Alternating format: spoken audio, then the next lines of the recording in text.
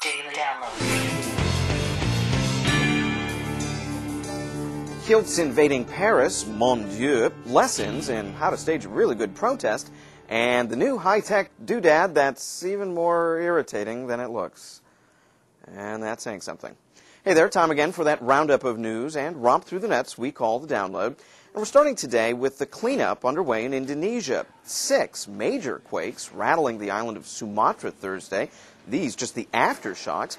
Wednesday's main event, and 8.4 magnitude jolt. Wow, that's just about as strong as it gets. The quakes causing widespread damage. Several tsunami warnings issued as well. Thankfully, little damage reported from those. And unlike the Aceh quake of 2004, reported deaths and injuries this time relatively low. Another day, another surprise from Japan's Prime Minister Shinzo Abe. He's the guy you can't see in the car here. Just one day after announcing his resignation, Mr. Abe rushed to the hospital. His doctors saying he's suffering from fatigue and an intestinal disorder and will be out of commission for several days. Mr. Abe's Conservative Party in nearly as bad shape, a power struggle now underway as to who will step in as the next Prime Minister. And this from our sports desk. Scotland's soccer team upsetting France Wednesday in qualifying rounds for the European Championship. So why is this news? Well, because the Scottish can now stop bothering Paris. For the last few days, Paris' population of drunk guys in kilts, well, heck, skyrocketing, no doubt to the great joy of the famously welcoming locals. So, come on, Scotland! Let's go! You will take our life, but you'll never take our freedom! Mom must be so proud. And hey, you want a little national pride there? Hello!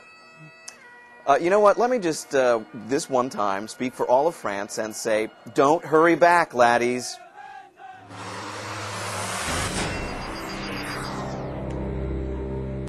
Well, now to a little segment that we're calling Stick It to the Man.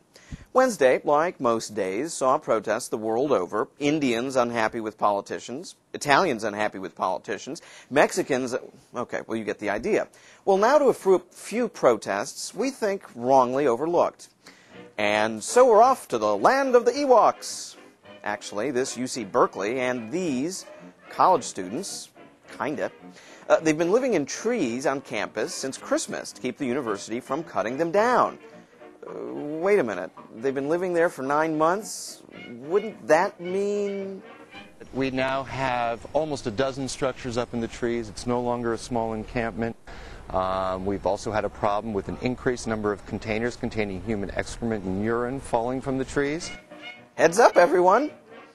The protesters vowing their sit-in will continue until the university gives in to their demands, such as more porta potties.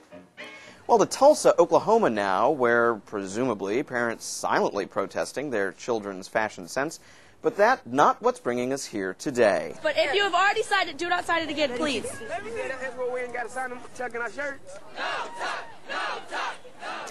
Maybe the best protest chant ever. Around 70 protesters, all students at Rogers High, suspended for not tucking their shirts in as a school policy. The students promising to press on in their campaign to look as wrinkled as possible.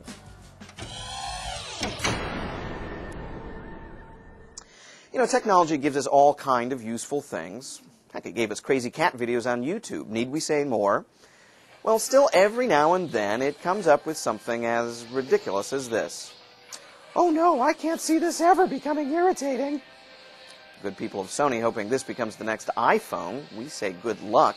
Meet Roly. No, really. Millions to develop, and that's the best you could do, guys? Roly, a little dancing disco ball of music. It plays your MP3s, and it dances like your uncle who's had too much to drink at the wedding. Oh, by the way, we dubbed in the Ozzy Osbourne here because we figured with a name like Roly, he needs to look as tough as possible. You know, don't want the other MP3 players beating him up. And believe it or not, it was less irritating. Well, that's your download. Hang tough, and we'll see you again tomorrow.